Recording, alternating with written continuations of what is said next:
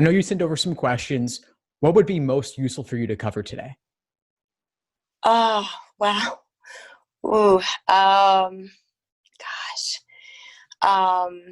guess the idea of, I guess, how do I increase my speed while maintaining my accuracy? Because it's one thing to, that you're doing the practice and I guess not to freeze under pressure. And, how sometimes what to do, but in the circumstance when you're under testing conditions, it's almost like being in a game and being trained to do something. And then sometimes it happens, sometimes it doesn't. Yeah, things don't always work out. And you have to figure out, and once again, how to keep forging ahead. So yes, go ahead. So you said increasing speed while maintaining accuracy. Yes, because with the time constraints is very important. And with the LSAT Flex, there's going to be 3 sections. So it's very important to do well, on our 3, you have 3. That's it. It's not like you have double LR. So it's not going to happen. Right. So each question is worth a little bit more. Yes. And that's exactly what I'm trying to articulate. Yes. Yeah. Yes. So once the test starts, you've got to be ready to dive in. Okay. And keep moving forward. And we'll cover both sides of this, but the speed and the accuracy, they go hand in hand, right? Obviously, if you could slow down, your accuracy could increase. But how could you go fast while maintaining it? Part of that is what I call pattern recognition. Okay. The idea that when you come across a question, you've seen it before.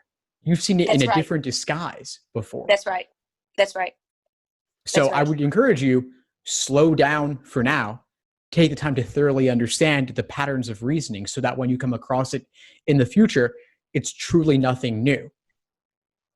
Because I'm becoming a little bit impatient with myself because I'm like, I've got this list of things to do and of all the things I want to get through in one day. And I'm like, I'm taking the time to try to understand the reason why, the reason behind my mistakes and my successes. So I'm like, okay, if I got this problem right, it's not good enough for me to just get it right. They might be problematic. I don't know.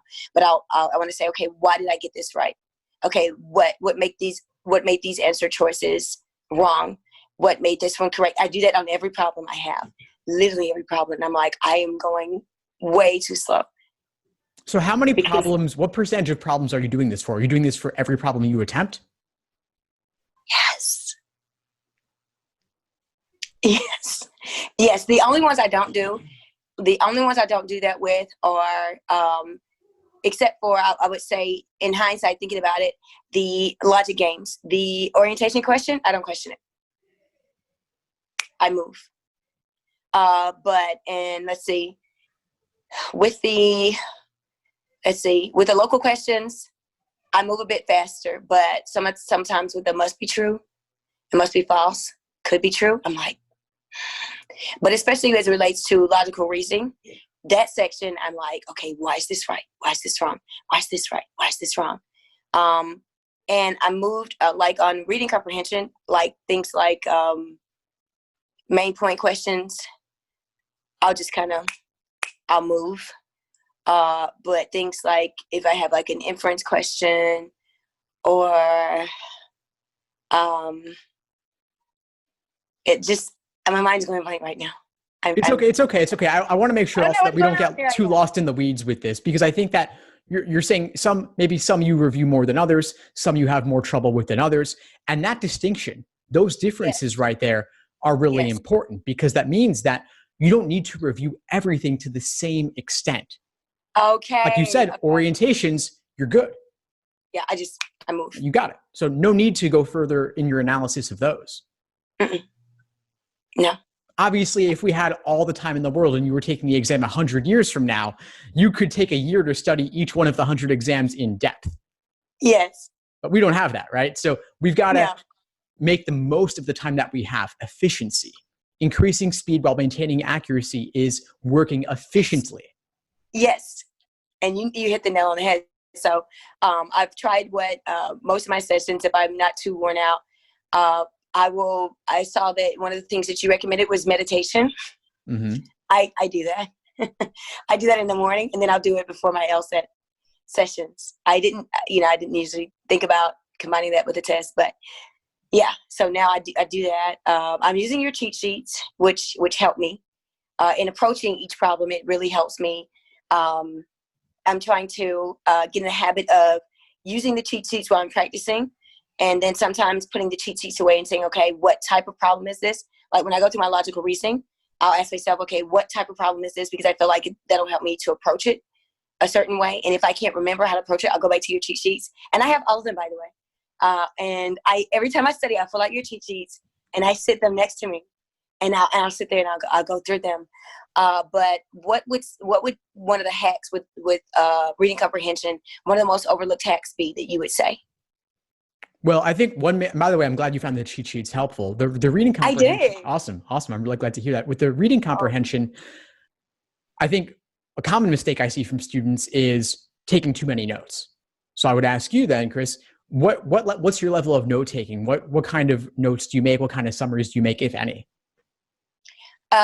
Okay, so my strategy is this. So I will go to, I try to analyze, I don't want to say analyze, summarize each passage and try to figure out the structure and say, okay, why is this paragraph here? And maybe, let's say, like I'll try to fit the passage together. Like, okay, this is a main point, but I'll do it in like 10 words or less. Usually around 6 or 7 words. I don't do a lot of underlining because it just gets really convoluted. So I'll say, okay, what's this one about?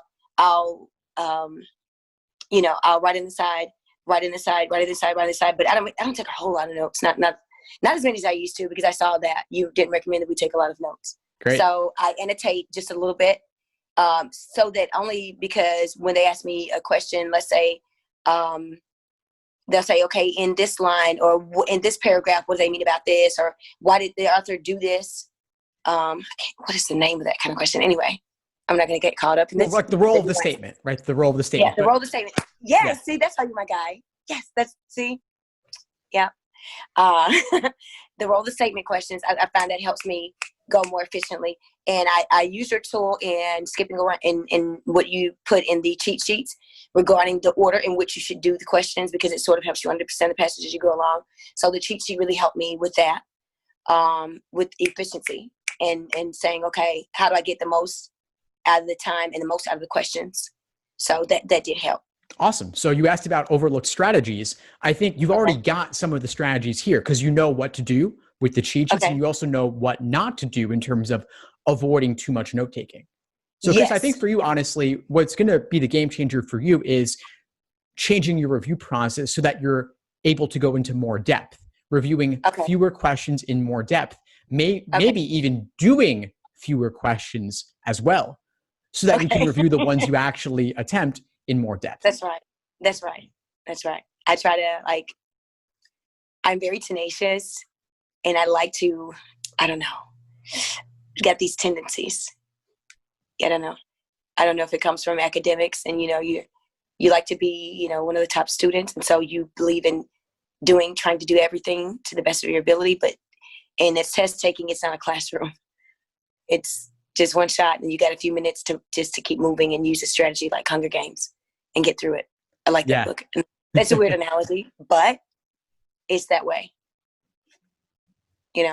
So what would be the most overlooked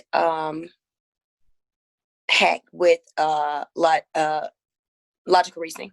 We could get there, but it's actually something else I'm hearing coming up here, which is around perfectionism. Do you mind if we talk a little bit about that? We can, because I have that tendency, which really helped me in both my master's programs. It helped me in undergrad in the honors program, but I don't know. How could perfectionism come into play on the LSAT in both good ways and bad ways? A tendency to ruminate when I don't have time. A tendency to second guess myself. A tendency to be too hard on myself, because it's going to destroy it can destroy one's efficacy if you're continually, you read the passage and you're like, oh, I've got to understand every word in it. I can't let it go. What's that word? Or you got the answer in a local question and you're like, well, wait a minute, maybe are you doing too many setups? Like one of the things I learned from your cheat sheets is that, with the orientation questions, use that information to build and not feeling like I have to do everything. So I think that it can destroy my efficiency. It could. And that's why I brought this up, because I heard elements of that coming out. And of course, I've suffered from it as well at times too, which is why I'm so aware of it in others. Sometimes we see in others what we most need to work on ourselves as well. And so I bring this up because I could see it coming into play in your prep. And I want you to challenge yourself a little bit on it by recognizing it and saying, it's okay to get questions wrong. And I know you've just joined the course. And so you'll see inside the course all the strategies about what to do and what not to do. And you've gotten a little bit of that in the cheat sheet also. So I want to address this. I think it's the bigger thing. It's the bigger thing that would unlock everything else for you. What if you could go ahead and say, I'm fine getting questions wrong. I love getting questions wrong because I get to review those. The ones I get right, I don't look at those again unless they gave me trouble along the way. Okay. I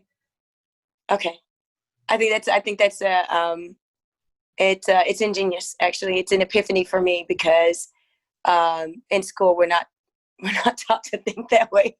It's like a win-lose. Either you're good or you're bad, or But if you look at it with a growth mindset, like you said, and say, okay, every time I make a mistake, I'm growing. I mean, you're a teacher, right? What do you tell your students? I tell them the same thing, but I don't take my advice. I don't take my own advice. I fail to take my own advice. It's like, and I see it in my top students, and that's why they are the top students, because one of the great things about being a perfectionist is that you're diligent, you're going to work, you're going to put in the work, but sometimes it can make you reticent. And it can even make you procrastinate. There are days where I'll make myself do it, where I'll dread doing LSAT because I don't want to get anything wrong, and I'll just make myself do it anyway. But, I need to approach it with, tranquility, and because that's not going to help. The patterns that I established during my study will inevitably show up and manifest during the test taking. If you inundate your head with negativity, that's not good. So you're right. It sounds like you know what you need to do, and I think we're there. And so my suggestion for you, my challenge for you, Chris, is I want to meet with you again in a couple of weeks. In the meantime, I want you to get at least 100 questions wrong. Okay. Oh. Okay. If you did 100 and got them all right, I know it's a terrifying idea, but at the same time, did you feel that energy? It's like I'm smelling and you get 100 questions wrong. Oh. Okay, let's go for it. You know what you're doing. That's why I'm here, obviously, because you're an expert. So, okay. What if you took the idea that every question you got wrong was an opportunity to learn something new? I'd feel a lot better. I'd feel liberated, actually. I know that sounds extreme, but I'd feel absolutely liberated. So, yeah, it's feasible. Yeah, it's feasible to grow from this. So, yeah, I'm going to take that mindset. I'm going to switch it and say, that's my thought process now. Love it. Thank you. Of course, Chris. We'll meet again in a couple of weeks, and I'll see you in class very soon. Okay, see you in class. Bye. Thank you. Thanks for tuning into the show. Please subscribe if you haven't done so already to be notified of new episodes as I release them. And feel free to reach out if you need anything at all as you move forward with your prep. I'm happy to help however I can. In the meantime, I'll wish you all the best and take care.